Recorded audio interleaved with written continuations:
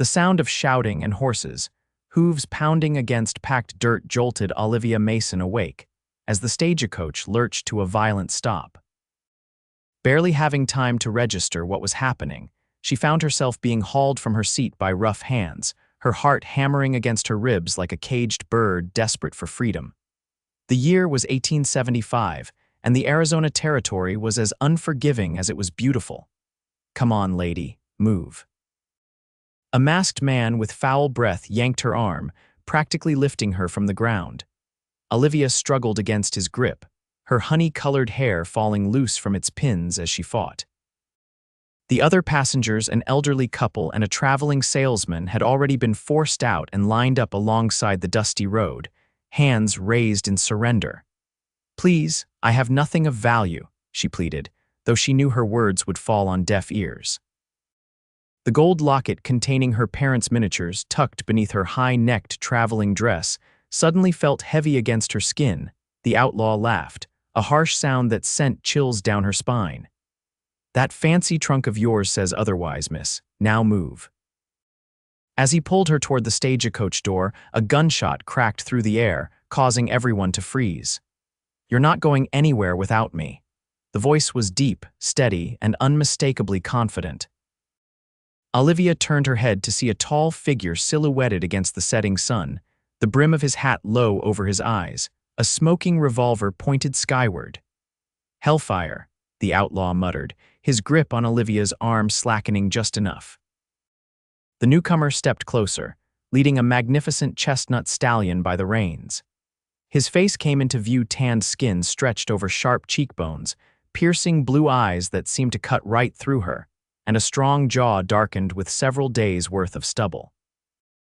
"Let the lady go," he said, lowering his gun to aim directly at the outlaw's chest, "unless you're eager to meet your maker today." "Ellis," the outlaw spat, "thought you'd left these parts." The man Ellis shrugged one broad shoulder. "Evidently not."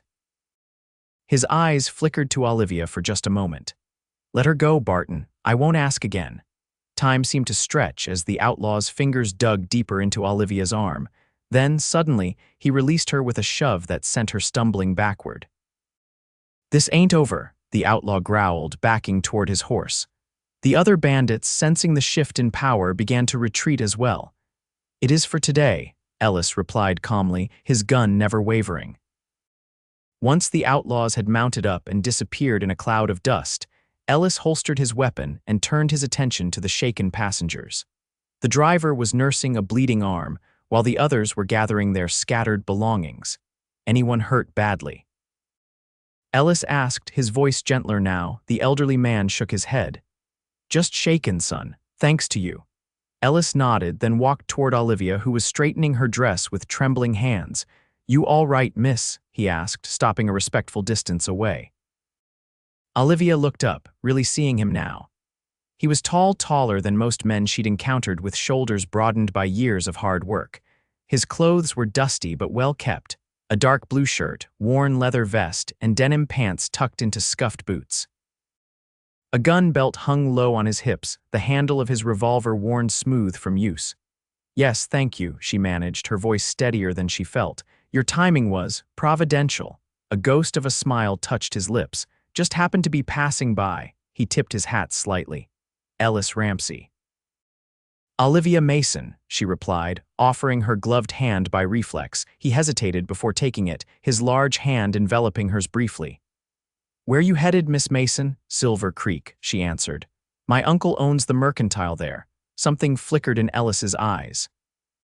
"Henry Mason is your uncle?" Surprised, Olivia nodded. "You know him?" "Everyone knows Henry," Ellis said, his expression giving nothing away. "It's a small town." The stagecoach driver approached them, his arm now bandaged with a handkerchief. "Coach wheels damaged, Mr. Ramsey.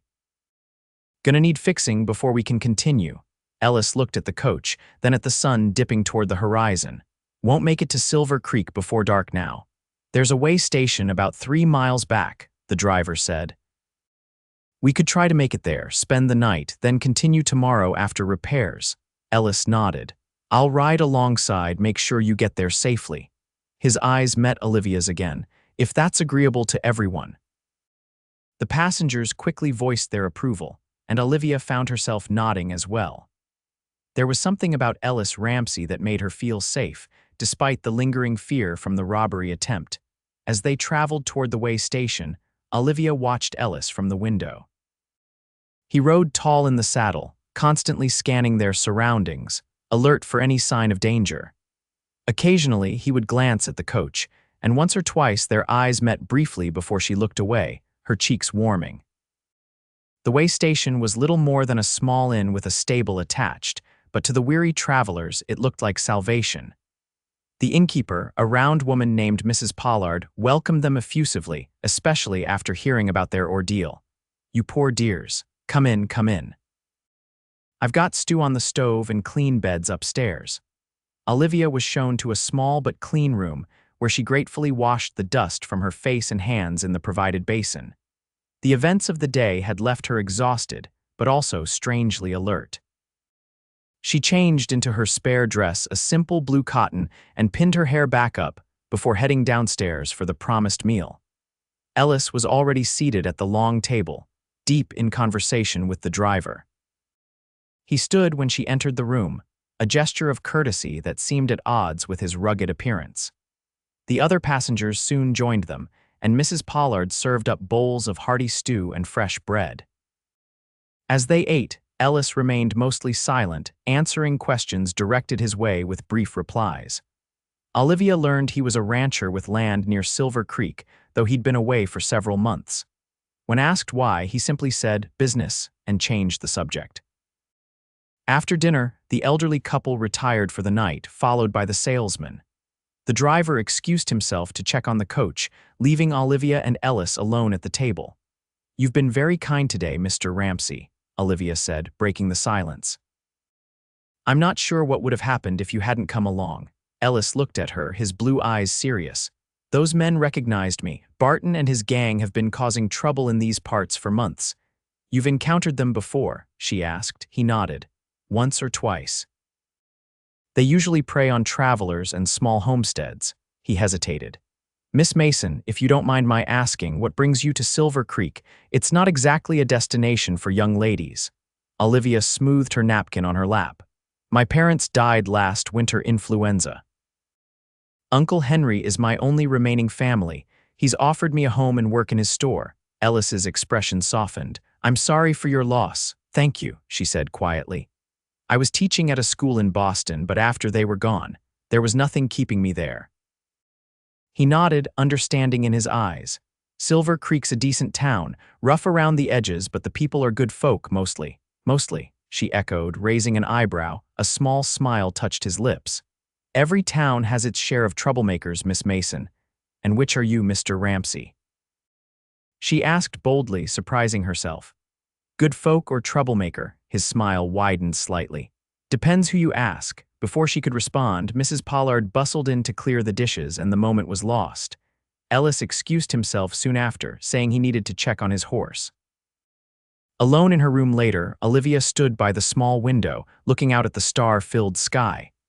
In Boston, she'd never seen so many stars, their light dimmed by the city's gas lamps. Here, they blanketed the heavens, brilliant and countless. She found herself wondering about Ellis Ramsey, a man who seemed as complex and unknowable as the vast western landscape itself. The next morning brought clear skies and the news that the coach had been repaired. Olivia came downstairs to find Ellis already mounted on his horse, ready to accompany them the rest of the way to Silver Creek. "Good morning, Miss Mason," he called, tipping his hat. "Good morning, Mr. Ramsey," she replied, noting how the sunlight caught in his dark blonde hair, giving it an almost golden hue. The journey resumed without incident, though everyone remained on alert. Ellis rode sometimes ahead, sometimes alongside the coach, occasionally exchanging a few words with the driver. Olivia found herself watching him, studying the way he sat his horse as if they were one being, the confident set of his shoulders, the way his eyes never stopped scanning the horizon. By midday, the landscape began to change, the flat desert giving way to rolling hills dotted with scrub oak and pine. And then, as they crested a particularly steep incline, Silver Creek came into view. It was larger than Olivia had expected, not just a handful of buildings, but a proper town with a main street lined with businesses, side streets with homes, and even a small church with a white steeple. The creek that gave the town its name wound through one edge, bordered by cottonwood trees that provided welcome shade.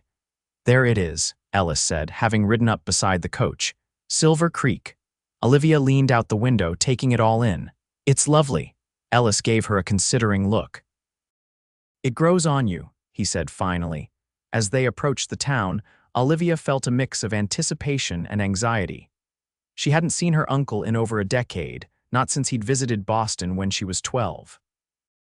Their correspondence had been infrequent until her parents' deaths, when his letter offering her a home had arrived like an answer to an unspoken prayer. The Stagecoach rolled down the main street, passing a saloon, a hotel, the sheriff's office, and finally stopping in front of Mason's Mercantile. The wooden building was 2 stories tall, with a wide porch across the front and large windows displaying goods. As the coach came to a halt, the door to the store opened, and a man stepped out. Henry Mason was in his 50s, his hair and beard more gray than the brown Olivia remembered, but his smile was just as warm. "Olivia," he called, hurrying down the steps. Olivia barely had time to gather her reticule before Ellis was opening the coach door, offering his hand to help her down. She took it, feeling the strength in his calloused palm, and stepped onto Silver Creek soil for the first time. "Uncle Henry," she said, moving into his open arms. He hugged her tightly, then held her at arm's length to look at her. "My word, you're the image of your mother." "Welcome to Silver Creek, my dear." "Thank you for having me," she replied, genuinely touched by his warm welcome. Henry's gaze moved past her to Ellis, who was helping the driver unload her trunk. "Ramsey," he said, his tone noticeably cooler. "Didn't know you were back." Ellis straightened, nodding once. "Mason just returned yesterday." Olivia looked between them, sensing tension. "Mr. Ramsey was kind enough to help us after some bandits attempted to rob the stage," she explained. "He escorted us the rest of the way." Henry's expression softened slightly. "That's so? Well, I'm obliged to you for looking after my niece, Ramsey." Ellis shrugged. "Anyone would have done the same." He turned to Olivia. "Miss Mason, welcome to Silver Creek. I expect we'll be seeing each other around town." With that, he tipped his hat, mounted his horse, and rode off down the street, leaving Olivia with the distinct feeling that there was much more to Ellis Ramsey and to Silver Creek than met the eye. Henry helped her settle into the rooms above the store, a cozy apartment with a sitting room, bedroom, and small kitchen. The furniture was simple but well made, and there were touches that spoke of thoughtful preparation. Fresh wildflowers in a jar on the table, new curtains at the windows, and a colorful quilt on the bed. "Some of the ladies from church helped get it ready," Henry explained, somewhat sheepishly. "I'm afraid I wouldn't have known what a young lady might need." "It's perfect," Olivia assured him, touched by the effort. "Thank you." After she'd washed and changed, Henry gave her a tour of the store. It was well stocked with everything from food staples to tools, fabric to firearms, medicines to mining equipment. A small corner near the front was dedicated to books and writing supplies, and Olivia found herself drawn to it immediately. "Thought you might like that," Henry said, smiling. "Not much call for books around here, but I try to keep a selection. Maybe you can help me choose better ones with your education." "I'd be happy to," she replied. As they talked, customers came and went, each one curious about the newcomer. Henry introduced her proudly as "my niece, the teacher from Boston," and Olivia found herself shaking hands with what felt like half the town's population. It was late afternoon when the bell over the door jingled, and a tall woman with striking silver-streaked black hair entered. She wore a simple dark blue dress, but carried herself with the bearing of a queen. "Olivia, this is Mrs. Eleanor Blackwood," Henry said. "She owns the Silverton Hotel across the street. Eleanor, my niece, Olivia Mason." "A pleasure to meet you," Mrs. Blackwood said, her voice rich and cultured. "We've been eagerly awaiting your arrival. Silver Creek can use more educated young women." "Thank you," Olivia replied, instantly liking the older woman. "I'm happy to be here." Mrs. Blackwood smiled. "We're having a small gathering at the hotel dining room tonight, just a few ladies from town." Would you join us? It would be a perfect opportunity for you to meet people. Before Olivia could respond, Henry chimed in, "That's a fine idea. You go ahead, Olivia. Get to know some folks." And so, a few hours later, Olivia found herself in the hotel's elegant dining room, surrounded by half a dozen women of various ages, all eager to welcome her to Silver Creek. Mrs. Blackwood presided over the table with gracious authority, while the others, the doctor's wife, the banker's daughter, a young widow who ran the dressmaking shop, and two sisters who taught at the small school, kept up a lively conversation. "Is it true Ellis Ramsey rescued you from bandits?" asked the younger of the two schoolteachers, a pretty brunette named Sarah. Olivia nodded. "He happened upon the stagecoach just as they were robbing us, scared them off with a single shot." "That sounds like Ellis," Mrs. Blackwood said, "for all his reputation, he's always been one to stand up against injustice." "Reputation?" Olivia couldn't help asking. The women exchanged glances. "Ellis Ramsey has a complicated history in Silver Creek," Mrs. Blackwood explained carefully. "His father was one of the original settlers, owned one of the largest ranches in the territory. Ellis grew up here but left for almost 10 years after. Well, after certain events. He only returned last year to reclaim his family's land." "What events?" Olivia pressed, curiosity getting the better of her. The banker's daughter, Josephine, leaned forward eagerly.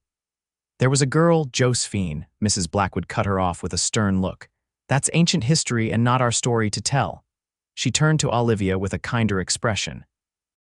"Ellis is a good man who's had his share of troubles. That's all anyone needs to know." The conversation shifted to other topics after that, but Olivia's mind kept returning to Ellis Ramsey. What had happened to make him leave, and what had brought him back? Over the next few days, Olivia settled into a routine. She worked in the store with Henry, learning the business and helping customers.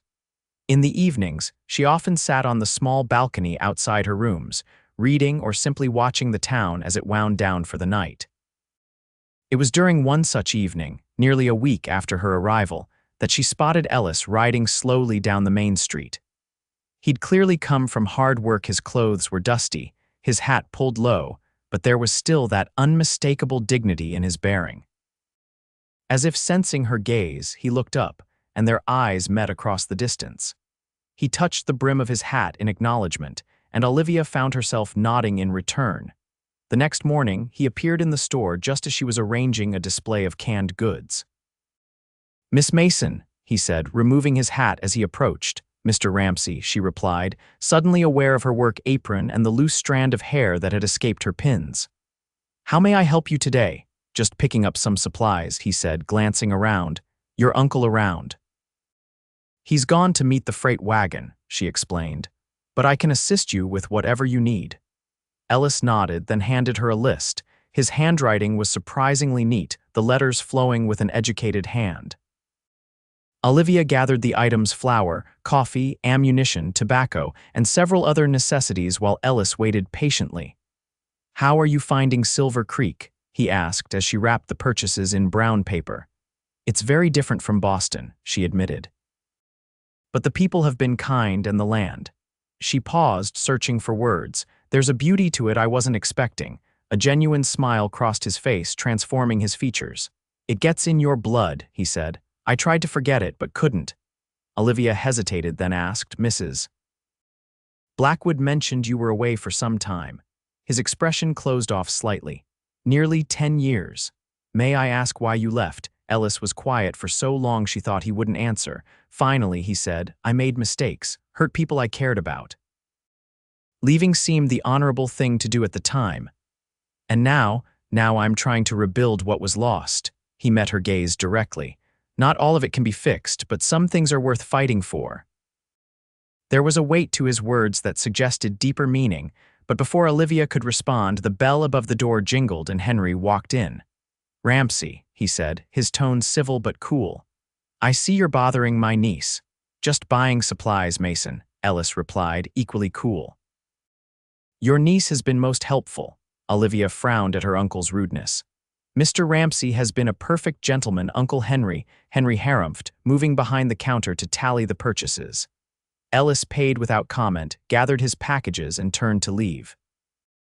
At the door, he paused and looked back at Olivia.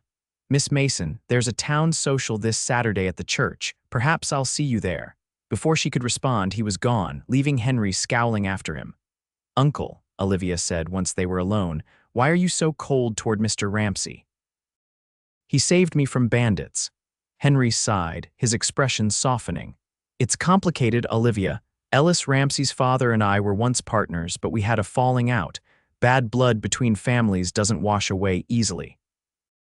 "That hardly seems fair to blame the son for the father's actions," she pointed out. "It's not just that," Henry said, looking uncomfortable.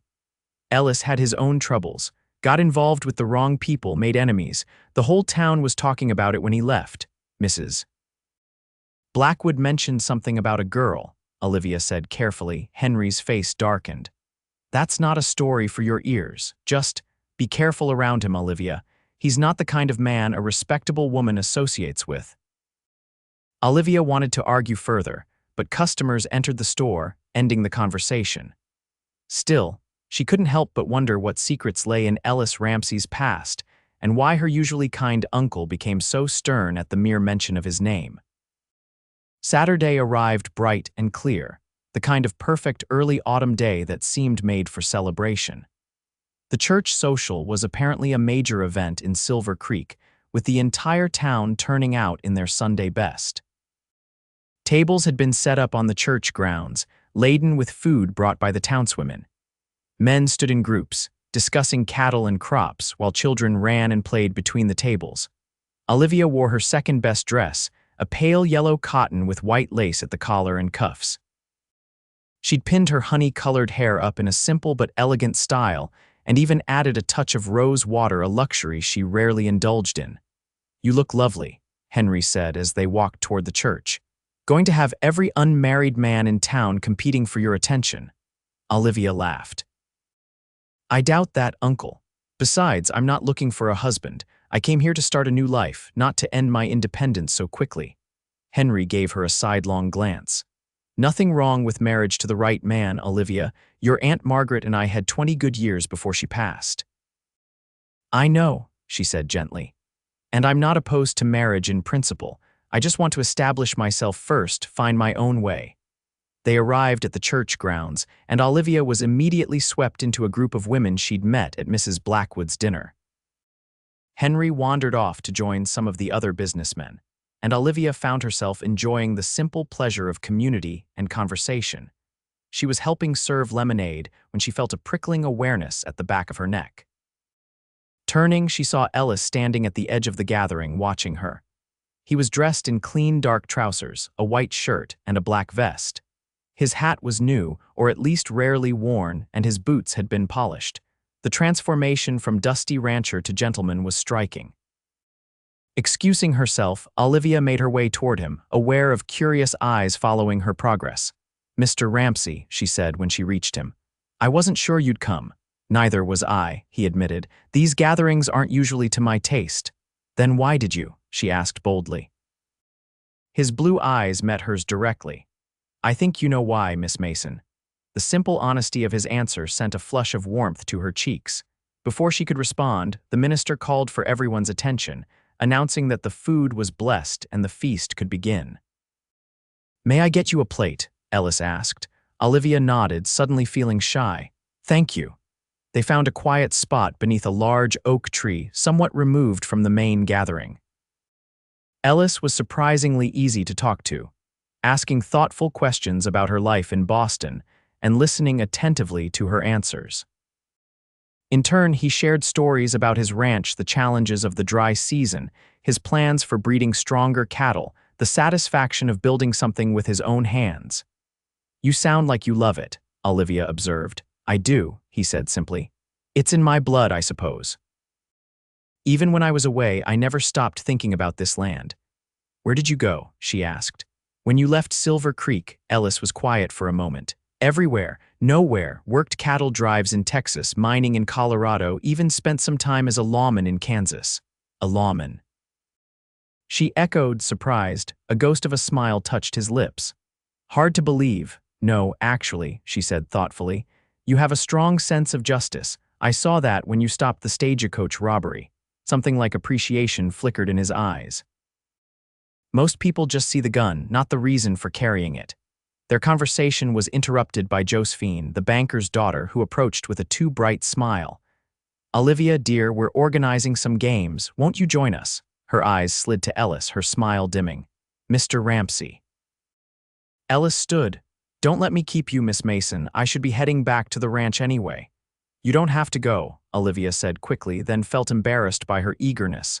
"Another time," he said, his voice gentle. He tipped his hat to both women. "Ladies." As he walked away, Josephine leaned closer to Olivia. "You shouldn't be seen alone with him," she whispered. "People will talk." "Let them," Olivia replied, surprising herself with her defiance. "Mr. Ramsey has been nothing but a gentleman." Josephine's eyes widened. "Oh, Olivia, you don't understand. Ellis Ramsey may look respectable now, but I don't care for gossip, Josephine." Olivia cut her off firmly. "Now, didn't you mention games?" The rest of the social passed pleasantly enough, though Olivia found her thoughts repeatedly drifting to Ellis. She caught Henry watching her with a worried expression more than once, and on the walk home, he finally spoke what was on his mind. "I saw you with Ramsey." "Yes," she replied simply. "We were talking," Henry sighed. "Olivia, I know you think I'm being unreasonable, but there's history here you don't understand." "Then help me understand," she said. "Because from what I've seen, Mr. Ramsey is a decent man who's being judged for something in his past that no one will actually explain to me." Henry was silent for several paces. Finally, he said, "Ellis's father, John Ramsey, and I were partners in the early days of Silver Creek. We found silver together, staked claims. But John got greedy, tried to cut me out of my share. There was a fight, not our first, but the worst. Afterward, we dissolved the partnership, divided the claims." "That explains your feelings toward his father," Olivia said, "but not toward Ellis." Henry's face grew troubled. "Ellis was always a wild one, even as a boy, quick with his fists, quicker with a gun. He fell in with a rough crowd after his mother died, men who rode the line between lawful and not. Then there was the business with Margaret Thornton. The girl Mrs. Blackwood mentioned," Henry nodded. "Judge Thornton's daughter. They were sweet on each other, engaged to be married, in fact. But there was a shooting at the Silverton saloon. A man died, and Ellis was holding the gun." Olivia's breath caught. "He killed someone, self-defense, according to witnesses. The man drew first, but it was the final straw for Judge Thornton. He forbade the marriage, and Margaret, being a dutiful daughter, obeyed. Ellis left town the next day, didn't return until after the judge had passed on, almost 10 years later. And Margaret married a lawyer from Tucson. They live there still." Olivia absorbed this information, trying to reconcile it with the man she was coming to know. "That's a sad story, but I don't see why it makes him unsuitable company now. He defended himself and lost the woman he loved as a result. If anything, it makes me sympathize with him." Henry shook his head. "You have a tender heart, Olivia, just like your mother, but not everyone deserves your sympathy." The conversation ended there, but Olivia found herself thinking about Ellis Ramsey long into the night, piecing together the fragments of his story that she'd gathered. A man who'd lost his love, left his home, and returned to rebuild. There was something noble in that, something that resonated with her own journey to Silver Creek after her parents' deaths. Several days passed without her seeing Ellis, though she found herself looking for him whenever the store door opened. Then, on a quiet Thursday afternoon while Henry was at the bank, Ellis appeared, looking more serious than usual. "Miss Mason," he said, removing his hat. "I wanted to apologize if my attention at the social caused you any difficulty with your uncle." "It didn't," she replied, though it wasn't entirely true, "and you have nothing to apologize for." He studied her face, as if searching for something. "I suspect Henry has told you some of my history by now." "Some," she admitted, "though I imagine there's more to the story than what he knows." A shadow of a smile touched his lips.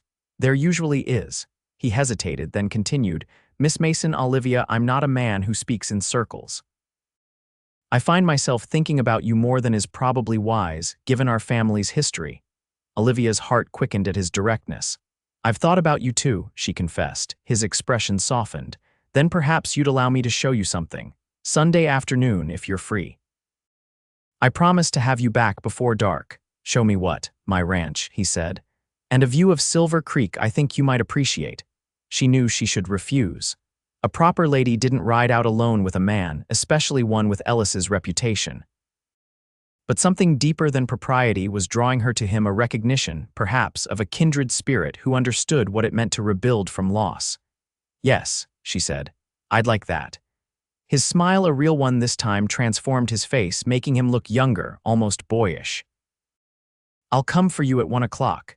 After he left, Olivia tried to focus on her work, but her mind kept drifting to Sunday. What was she doing? She barely knew Ellis Ramsey, and what she did know suggested he was exactly the kind of man her parents would have warned her against. Yet there was something about him, an integrity beneath the rough exterior that called to her. When Sunday arrived, she dressed with care in her riding habit, a practical dark blue skirt and jacket she'd brought from Boston, paired with a white blouse.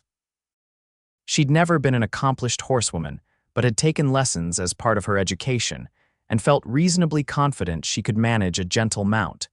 She told Henry she was going riding with a friend, deliberately vague. He seemed pleased that she was making connections in town and didn't press for details, for which she was grateful.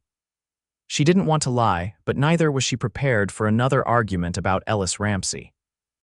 At precisely 1 o'clock, Ellis arrived with 2 horses, his chestnut stallion and a smaller, dappled gray mare. This is Penny, he said, helping Olivia mount. She's steady and sure-footed. She'll take good care of you.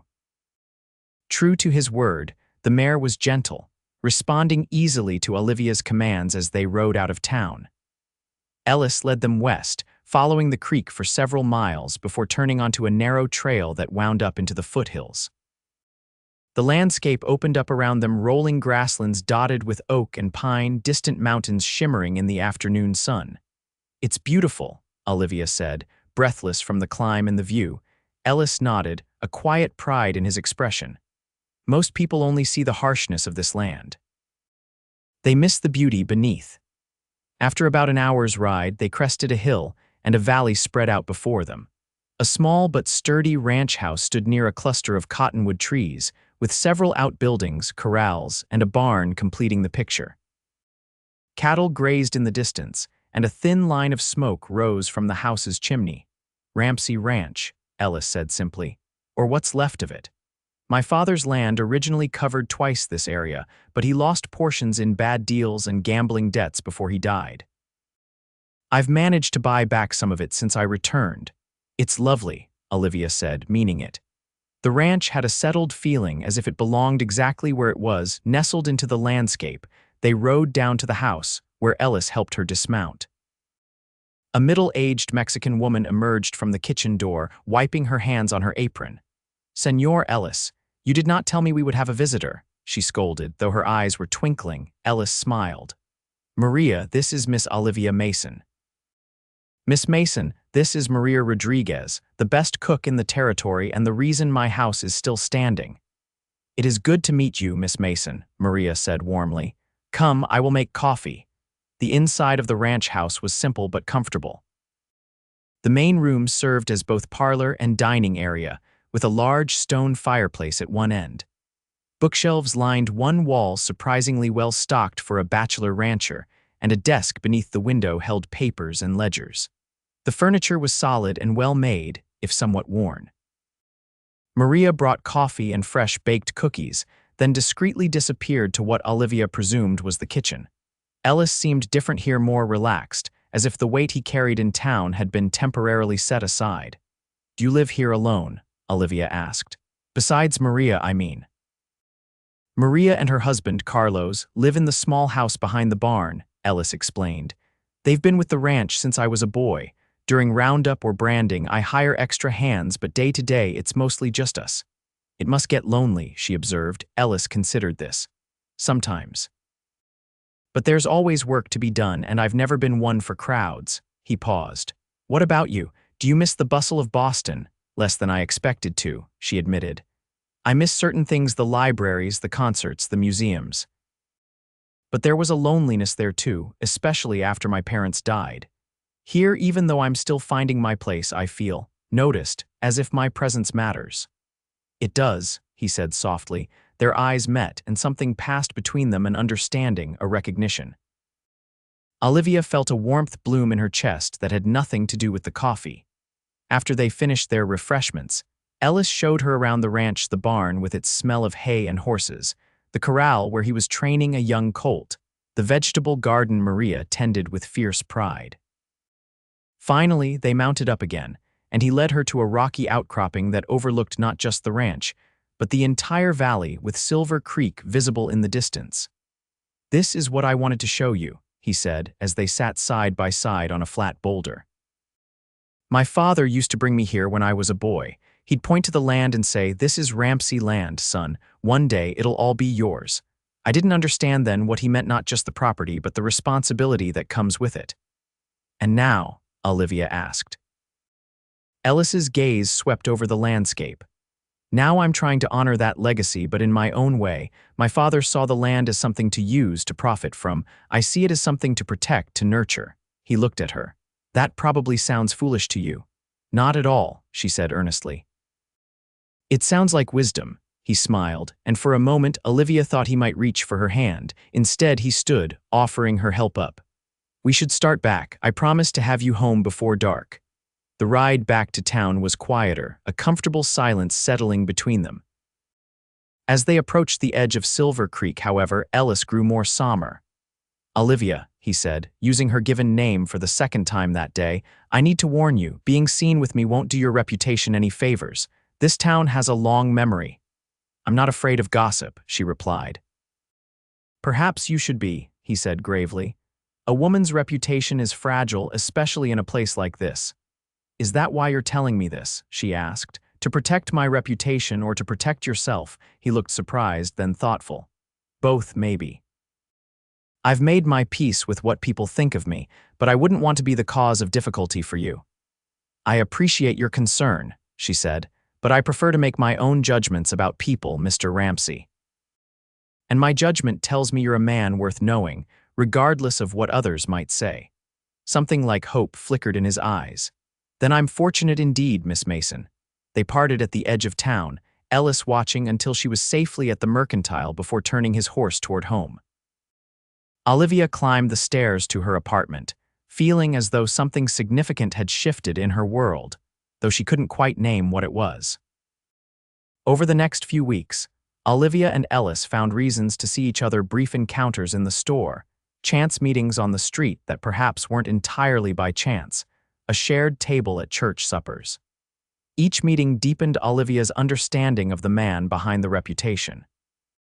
She learned that he read voraciously, preferring history and philosophy to the dime novels so popular in the West. That he had a dry sense of humor that emerged when he was comfortable. That he treated his ranch hands with respect and fairness, earning their loyalty. That he carried guilt over his past, though he rarely spoke of it directly. And slowly, she felt herself falling in love with him. It was a realization that came to her one evening as she sat on her balcony, watching the sunset paint the western sky in shades of gold and crimson. She was thinking about Ellis, how his eyes crinkled at the corners when he smiled, how his voice softened when he spoke of things he cared about, how he always listened to her as if her thoughts mattered. Love. The word settled in her heart, both terrifying and exhilarating. But loving Ellis Ramsey would not be simple. Henry's disapproval had only grown as her friendship with Ellis became more obvious. The town, too, had taken notice, and Olivia had begun to feel the chill of judgment in certain quarters. Mrs. Blackwood remained kind, as did a few others, but there were whispers, sidelong glances, conversations that stopped when she entered a room. And then there was Ellis himself, who maintained a careful distance despite the obvious connection between them. He never touched her beyond the most proper of gestures, never spoke words that crossed the line of friendship, though his eyes sometimes told a different story. The situation came to a head one stormy afternoon in late October. Olivia was alone in the store, Henry having gone to help a neighbor with a broken wagon wheel, when the door burst open, bringing a gust of wind and rain, and Ellis, his coat soaked through, his hat dripping. "Ellis," she exclaimed, hurrying from behind the counter. "You're drenched." Sorry about the floor, he said, removing his hat and coat. His hair was dark with moisture, curling slightly at the ends. Never mind that, she said, taking his wet things and hanging them near the stove to dry. What brings you to town in such weather? Supplies, he said, but there was a tension in his voice that suggested another purpose. She studied his face, noting the tightness around his eyes. What's wrong? He sighed, running a hand through his damp hair. I heard talk in the saloon last night about you, about us. Olivia stiffened. What kind of talk? The kind that questions a lady's virtue, he said grimly. I nearly called the man out for it, but that would only have made things worse. I see, she said, her voice steady despite the hurt that bloomed in her chest, and you've come to suggest we stop seeing each other. Ellis looked pained. Isn't that what you want, to protect your good name? What I want, she said carefully, is not to let small-minded gossip dictate my friendships or my feelings. Feelings, he echoed, his gaze sharpening. Olivia took a deep breath. She hadn't planned to speak so boldly, but perhaps it was time for honesty. Yes, feelings. I care for you, Ellis. More than I should, perhaps, but I won't apologize for it. For a moment, he looked stunned. Then, to her surprise, he closed the distance between them, taking her hands in his. Olivia, he said, his voice rough with emotion, I've been fighting my feelings for you since the day we met. Telling myself you deserve better than a man with my history, that I should keep my distance. But God help me, I can't anymore. His hands tightened on hers. I love you. I have no right to say it, but it's the truth. Joy surged through her, bright and fierce. I love you too. For a heartbeat, they simply looked at each other, the confession hanging in the air between them. Then Ellis bent his head, and their lips met in a kiss that was gentle at first, then deepening as Olivia responded. His arms encircled her waist, drawing her closer, while her hands found their way to his shoulders, feeling the solid strength of him. When they finally parted, both slightly breathless, Ellis rested his forehead against hers. That was worth waiting for, he murmured. Olivia smiled, a blush warming her cheeks. Yes, it was. The moment was shattered by the store door opening again. They sprang apart, but not quickly enough. Henry stood in the doorway, his expression thunderous as he took in the scene. Get out of my store, Ramsey, he said, his voice dangerously quiet. Uncle Henry, Olivia began. Not now, Olivia. Henry's gaze never left Ellis. I said get out. Ellis straightened, his face shuddering into the mask of control Olivia had seen him wear in town. This isn't what you think, Mason, isn't it? Henry's lip curled. I come back to find you manhandling my niece, and you tell me it's not what I think. He wasn't manhandling me, Olivia protested. We care for each other. Henry's gaze swung to her, shock replacing anger for a moment. You can't be serious, you barely know him. I know enough, she said firmly. Ellis moved toward his coat and hat. I should go, this isn't helping. Ellis, wait, Olivia started, but he shook his head. We'll talk later, he promised, his eyes conveying what his words couldn't. Then he was gone, the door closing behind him with a finality that made Olivia's heart sink. The argument with Henry that followed was brief but intense. He couldn't believe she'd allowed herself to be taken in by Ellis Ramsey, of all people. She couldn't believe he was being so narrow-minded and judgmental. It ended with Olivia retreating to her rooms, hurt and angry, while Henry remained in the store, equally upset. That night, unable to sleep, Olivia stood at her window watching the rain lash against the glass. She had always respected her uncle, but in this, she couldn't defer to his wishes. Her heart belonged to Ellis now, and nothing would change that, not gossip, not old grudges, not even family loyalty. She was still at the window when she saw a rider emerge from the darkness of the street below Ellis, his coat collar turned up against the rain. He paused, looking up at her window, and their eyes met across the distance. Then he touched his hat in a silent salute and rode on, disappearing into the night. The next morning brought clear skies and an unexpected visitor to the store, Mrs. Blackwood, elegant as always in a deep green visiting dress. Mrs. Blackwood, Henry greeted her, his manner still stiff from the previous day's confrontation. What can I do for you? Actually, I've come to speak with Olivia, if I may, the older woman replied, her gaze finding Olivia behind the counter. Henry frowned but nodded. Use my office. Once they were seated in the small room at the back of the store, Mrs. Blackwood came straight to the point. I understand there was some trouble yesterday concerning you and Ellis Ramsey. Olivia flushed. News travels fast in Silver Creek. It does indeed, Mrs. Blackwood agreed. But in this case, I heard it directly from Ellis. He came to see me last night. Surprised, Olivia asked, why would he do that? Because he values my opinion, and because he knows I've always treated him fairly. Mrs. Blackwood studied Olivia's face. He told me he loves you. He does, Olivia said, a quiet certainty in her voice. And I love him. Mrs. Blackwood nodded, as if confirming something to herself. Then perhaps it's time you heard the full story of Ellis Ramsey and Margaret Thornton, not the version that's been whispered about town for years, but the truth. Olivia leaned forward, eager to finally understand. Please. Margaret and Ellis were engaged, as you may have heard, but what most people don't know is that Margaret was already with child when the engagement was announced. Ellis's child. Olivia's eyes widened. I had no idea. Few did. They planned to marry quickly, before it became obvious.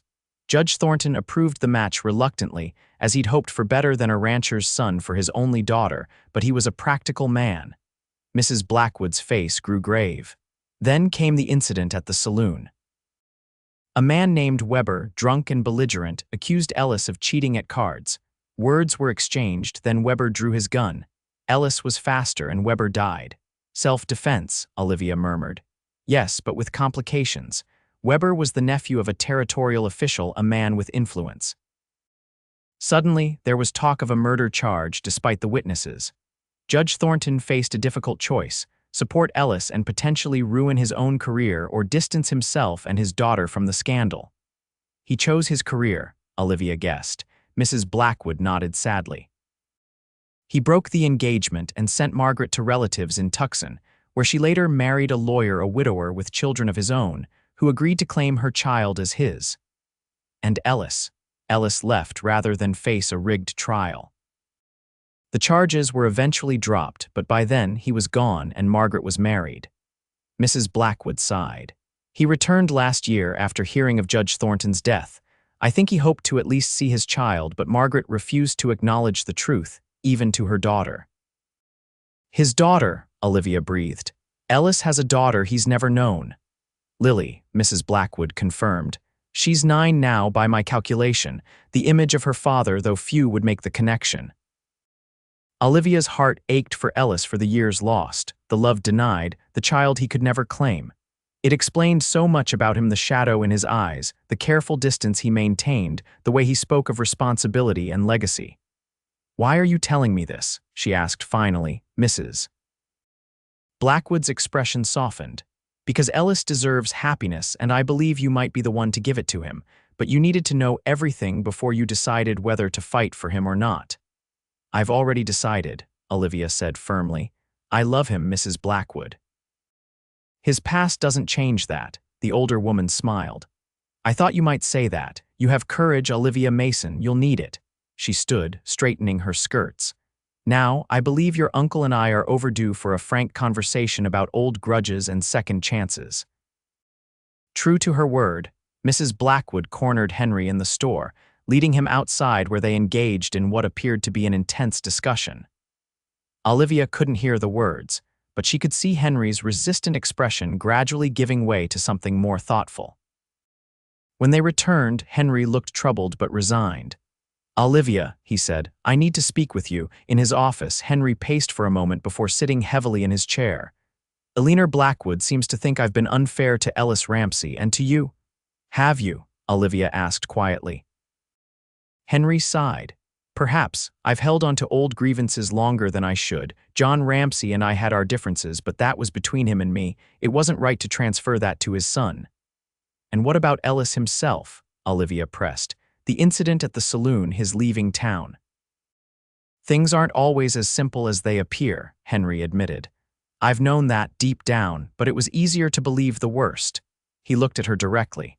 Do you truly care for him, Olivia? I love him, she said simply. Henry nodded slowly. Then I won't stand in your way. I can't promise to welcome him with open arms, but I'll try to judge him on his own merits, not on old stories or his father's sins. Relief flooded through Olivia. Thank you, Uncle Henry. He held up a hand. Don't thank me yet. There's still the matter of the town's opinion. Silver Creek has a long memory, as I said, and while some, like Alina, have always seen the good in Ellis, others won't be so forgiving. I don't care what they think, Olivia said firmly. You say that now, Henry warned, but living under the weight of disapproval day after day. It wears on a person, Olivia. Then we'll just have to change their minds, she replied, determination straightening her spine. The opportunity came sooner than expected. That evening, as Olivia was closing the store, a young boy burst through the door, breathless and wide-eyed. Fire. He gasped.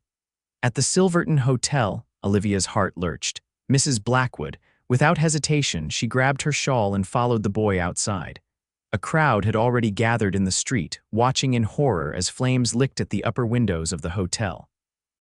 Men were forming a bucket brigade from the water trough to the building, while others rushed in and out, helping guests escape. "Where's Mrs. Blackwood?" Olivia asked a woman standing nearby. "Still inside, they think," the woman replied, her face pale with fear. She was checking the rooms, making sure everyone got out. Just then, Ellis rode into town at a gallop, pulling his horse to a sharp stop at the edge of the crowd. He took in the scene in an instant, his face grim as he dismounted. Anyone still inside? He called to the sheriff, who was directing the firefighting efforts. "Elina Blackwood," the sheriff replied, "and possibly some guests on the upper floor. The stairs are burning, can't get to them." Ellis's jaw set in a determined line. Without hesitation, he stripped off his coat and ran toward the burning building. Olivia watched in terror as he disappeared into the smoke-filled entrance. Minutes stretched like hours as the bucket brigade fought to control the flames. Then, just as it seemed the fire might be winning, a figure appeared at an upper window, Ellis, with Mrs. Blackwood in his arms. Behind him, a family with two small children huddled near the window. "Ladder," Ellis shouted down. "Quick!" Men scrambled to position a ladder against the building. Ellis helped Mrs. Blackwood onto it first, then the children, then their parents. Only when they were all safely down did he descend himself, coughing from the smoke but otherwise unharmed. Olivia pushed through the crowd, her heart in her throat. "Ellis." He turned at her voice, his face breaking into a relieved smile when he saw her. Without caring who was watching, she threw her arms around him, holding him tightly. "You scared me half to death," she murmured against his smoke-scented shirt. His arms came around her, strong and sure. "I'm fine." "We all are." The town doctor had taken charge of Mrs. Blackwood and the other rescued guests, checking them for injuries. The bucket brigade continued to battle the flames, gradually gaining the upper hand. And all around them, the people of Silver Creek were looking at Ellis Ramsey with new eyes, not as the troublemaker of legend, but as the man who had just risked his life to save their neighbors. Henry approached them, his expression a mix of respect and lingering wariness. "That was a brave thing you did, Ramsey." Ellis nodded, one arm still around Olivia's shoulders. "Anyone would have done the same." "No," Henry said bluntly, "not anyone." He hesitated, then extended his hand. "Thank you." Ellis looked surprised but accepted the handshake. "You're welcome." It wasn't forgiveness exactly, nor full acceptance. But it was a beginning. In the days that followed, the town's attitude toward Ellis shifted subtly. People who had once crossed the street to avoid him now nodded in greeting. Conversations no longer stopped when he entered a room. And when he and Olivia were seen together, the whispers were more curious than condemning. Mrs. Blackwood, recovering well from her ordeal, hosted a small dinner at her temporary quarters above the bank, inviting Olivia, Ellis, Henry, and a few other friends. It was there, over dessert, that Ellis surprised everyone, Olivia most of all. "I've been thinking," he said, setting down his coffee cup, "that Silver Creek could use a proper school building." Henry raised his eyebrows. "The town council's been talking about that for years, but there's never been enough money." "I'm prepared to donate the land," Ellis said. "The parcel just east of the church would be ideal level ground, close to town but with room to expand." Mrs. Blackwood smiled. "That's very generous, Ellis." "It's not entirely selfless," he admitted, his eyes finding Olivia's across the table. "I understand Silver Creek is in need of a qualified teacher as well." Olivia's breath caught. "Me, you mentioned you were teaching in Boston," Ellis said. "And from what I've seen, you have a way with the children here. They respond to you." It was true. During her months in Silver Creek, Olivia had often helped the town's children with their lessons, sometimes taking over classes when one of the regular teachers was ill. She'd enjoyed it immensely, finding satisfaction in sharing knowledge and watching young minds develop. It would be perfect, Mrs. Blackwood declared, and I'm sure the town council would approve the appointment. I don't know what to say, Olivia stammered, overwhelmed by the possibility. Say you'll consider it, Ellis suggested gently. The school wouldn't be built until spring at the earliest. Henry, who had been watching the exchange thoughtfully, spoke up. It's a fine idea. Olivia's a natural teacher, and the town could certainly use a proper school. He gave Ellis a considering look, but I suspect there's more to this offer than just community improvement.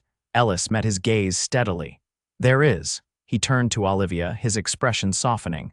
I was hoping to give you a reason to stay in Silver Creek, permanently.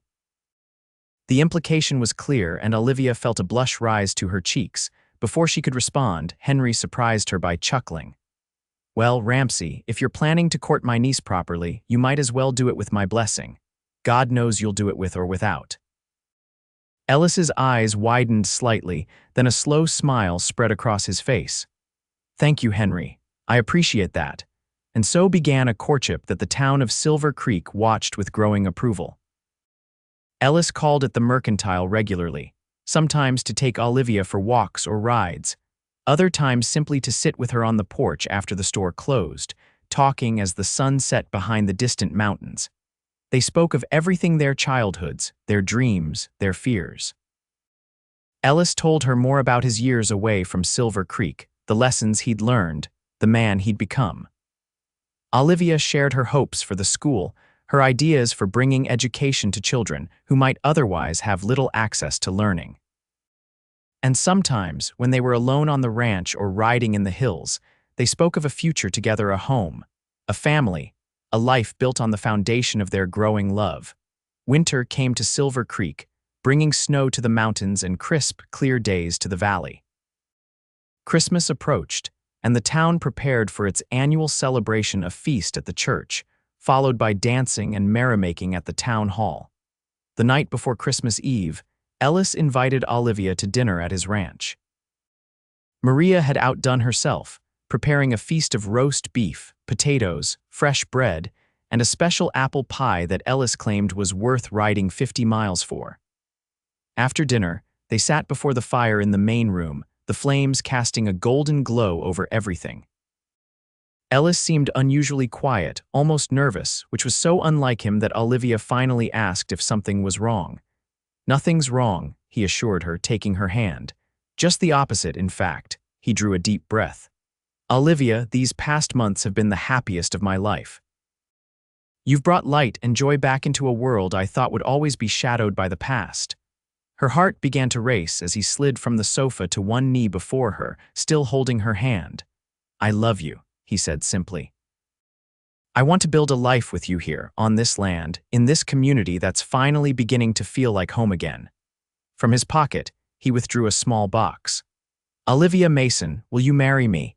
Inside the box was a ring, a delicate gold band set with a single pearl surrounded by tiny diamonds. It was elegant and unique, just like the woman it was intended for. Yes, Olivia whispered, tears of joy blurring her vision. Yes, Ellis, I will marry you. He slipped the ring onto her finger, then rose to take her in his arms, sealing their engagement with a kiss that promised a lifetime of love.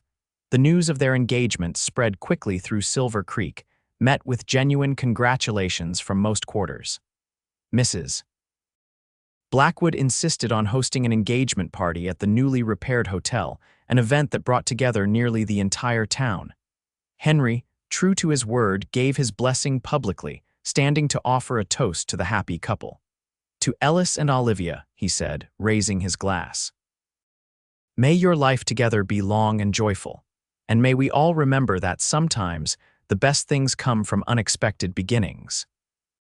His words drew knowing smiles and nods from the older residents, who remembered the feud between Henry and John Ramsey, and who had witnessed Ellis's departure and return.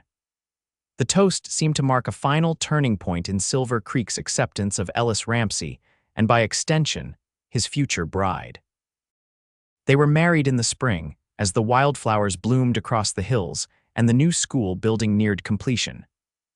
The ceremony was held in the church, with Mrs. Blackwood serving as Olivia's matron of honor and Carlos, who had known Ellis since boyhood, standing as his best man. Olivia wore a gown of ivory satin with pearl buttons and lace trim, ordered specially from Tucson.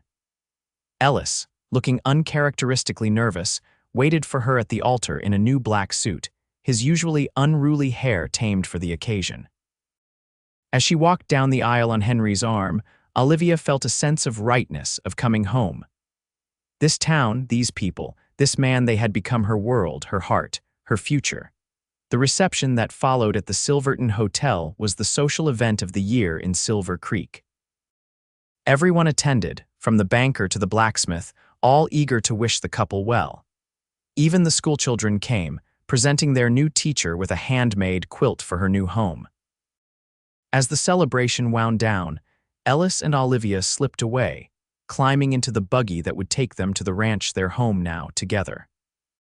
Ellis had spent the winter adding a new wing to the house, with a larger kitchen, a proper dining room, and a library filled with books Olivia had mentioned loving. "Happy, Mrs. Ramsey?" he asked as they drove away from town, the setting sun painting the landscape in shades of gold and rose. "Completely," she replied, leaning against his shoulder. "And you," he kissed the top of her head, "more than I ever thought possible." The years that followed brought changes to Silver Creek and to the Ramseys. The school flourished under Olivia's guidance, growing from a single room to a proper academy that served children from across the county. Ellis expanded the ranch, introducing new breeding stock that improved the quality of the cattle and increased their value at market. In their second year of marriage, they welcomed a son, whom they named William Henry, after both their fathers. 2 years later, a daughter joined the family, Catherine Aliner, in honor of Mrs. Blackwood, who by then had become like a grandmother to young Will. Henry, now a proud great-uncle, spent more and more time at the ranch, eventually selling the mercantile to a younger man and moving into the guest house Ellis built for him. The old grudges were long forgotten, replaced by a genuine friendship and mutual respect. On their 5th wedding anniversary, Ellis took Olivia back to the rocky outcropping where he had first shown her the view of Silver Creek. They sat together on the same boulder, their children playing nearby under Maria's watchful eye. "Do you ever regret it?" Ellis asked suddenly. "Coming west, marrying a man with my history, choosing this life over what you might have had in Boston." Olivia turned to him, taking in the face she loved so well, the lines at the corners of his eyes deepened by sun and laughter, the quiet strength in his gaze, the mouth that still quickened her pulse when it smiled. "Never," she said firmly, "not for a single moment." He drew her close, his arm warm and secure around her shoulders. "That day on the Stagecoach, when I said you weren't going anywhere without me, I had no idea how true those words would become." Olivia smiled, remembering the fear and confusion of that day, how it had given way to the greatest happiness she had ever known. "It was the beginning of our story," she said softly, "and what a wonderful story it's been." They sat in comfortable silence, watching the sun sink toward the horizon, painting the valley in the same golden light that had illuminated their first visit. Below them, Silver Creek nestled against the mountains, a place that had given them both a second chance, a new beginning, a home. "I love you, Ellis Ramsey," Olivia said, resting her head against his shoulder. "And I love you, Olivia Ramsey," he replied, his voice rough with emotion. "Today, tomorrow, and every day for the rest of our lives." As if to seal the promise, he bent his head to kiss her, as the last rays of sunlight gilded the land that had brought them together and would be their legacy for generations to come.